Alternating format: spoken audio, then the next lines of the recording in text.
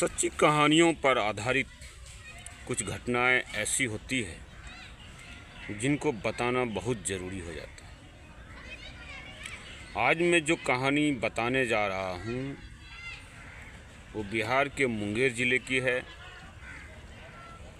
और एक ऐसे व्यक्ति की है जो अल्पसंख्यक समुदाय से था का मतलब ये है कि अब इस दुनिया में वो नहीं है। मुंगेर ज़िले में कई सारे बाहुबली हुए। आज जो वर्तमान बाहुबली हैं कृष्णा यादव, किशोर यादव,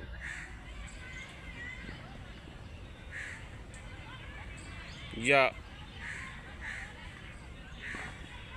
प्रशांत मिश्रा, या कभी रहे कौशल सिंह, बेचन पाठक, इन सभी लोगों से ये बिल्कुल ही अलग कहानी। बात मैं कैसे ब्राह्मण युवा की कर रहा हूँ जो अपने गांव में इकलौता परिवार था। उसके पिता और उसके चाचा। बेचन पाठक खुद 5 भाई था और चाचा के भी कुछ लड़के थे, 2 या 3। जब आप मुंगेर से जमुई की ओर जाएंगे तो खड़गपुर प्रखंड में लक्ष्मीपुर गांव पड़ता है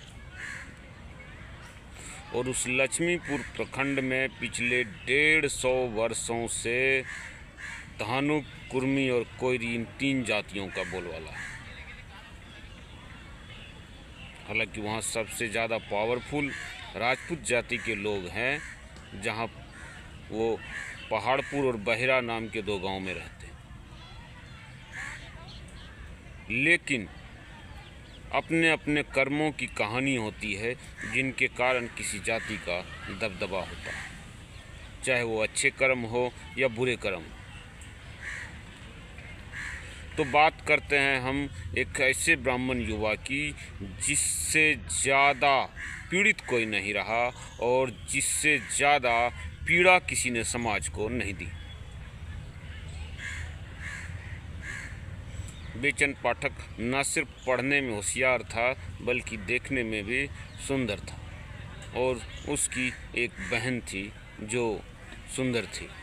दोनों साथ वहीं स्कूल में, पास में ही स्कूल था गांव के लोहची बाज़ार में, मेन रोड पर, जो मुंगेर जमुई हाईवे है उसी मेन मुख्य सड़क पर आज भी वो स्कूल है, उसमें पढ़ते थे।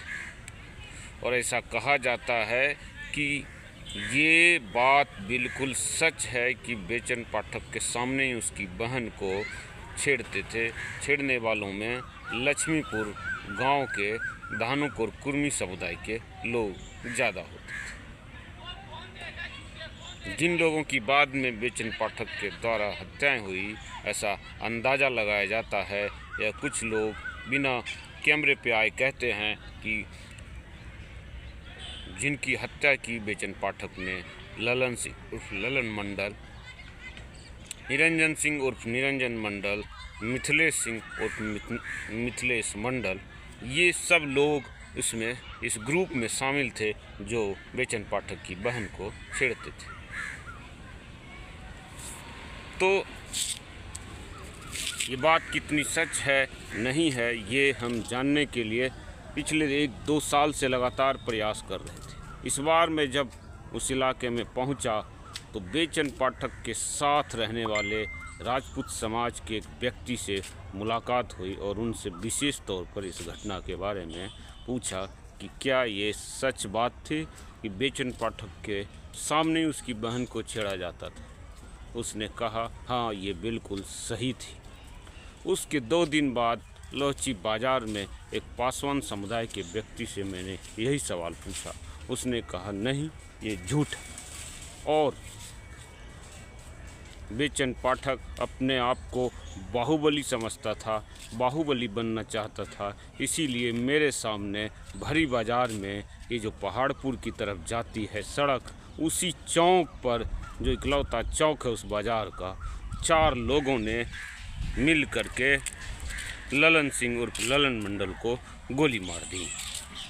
ऐसा लगता है कि बैकवर्ड और फॉरवर्ड का वहाँ माहौल था, क्योंकि उस बाज़ार में करीब 100-150 वर्षों से पिछड़ी जातियों का वर्चस्व रहा है, जिसको कि बार बार राजपूत समाज के लोग तोड़ने की कोशिश करते थे, असफल रहते थे, लेकिन बेचन पाठक के नेतृत्व में वो सफल रहे। जब बेचन पाठक ने हथियार उठाया और पहाड़पुर गांव के जंगलों को अपना अड्डा बनाया, उस समय उस दौर में जो है उस बाज़ार में माना जाता है कि पहाड़पुर के राजपूतों का वर्चस्व रहा।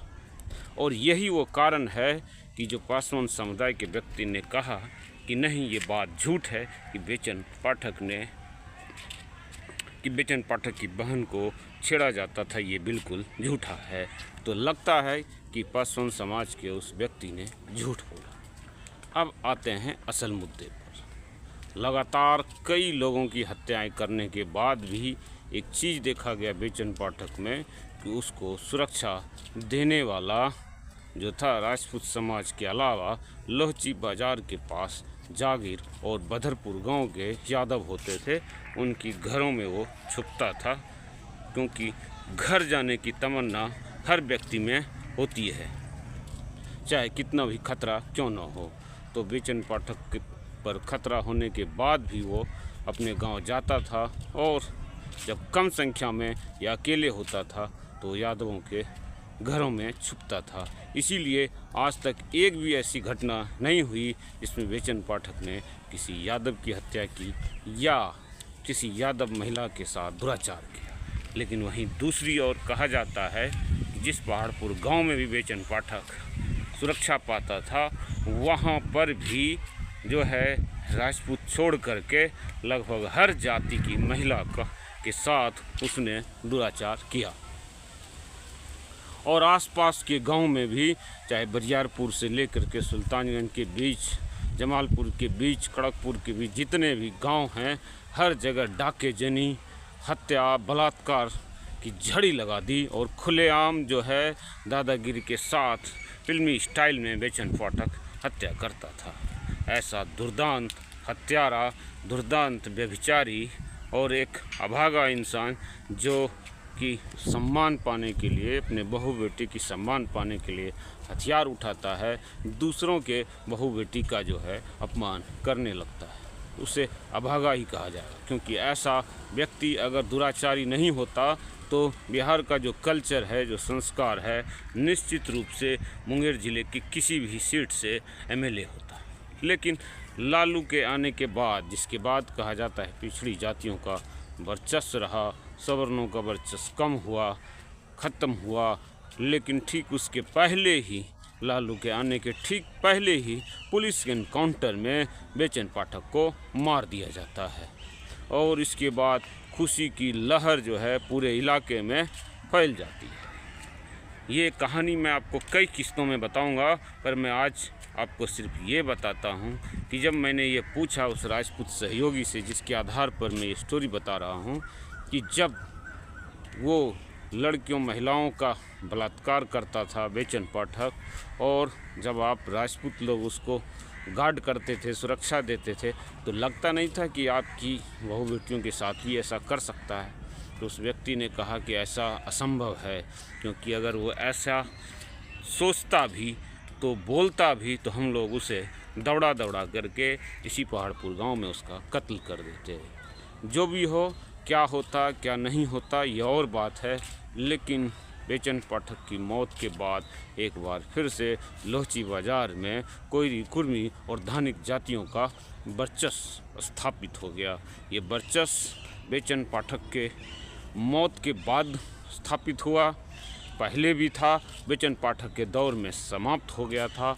और ऐसा माना जाता है कि जब पूरा बिहार जो है यादवों के वर्चस्व से करा रहा था, उस दौर में भी जो है यादवों को इस इलाके में जो है पीड़ा झेलनी पड़ी, कमज़ोर बन के रहना पड़ा कोयरी, कुर्मी और धानुक जातियों के सामने।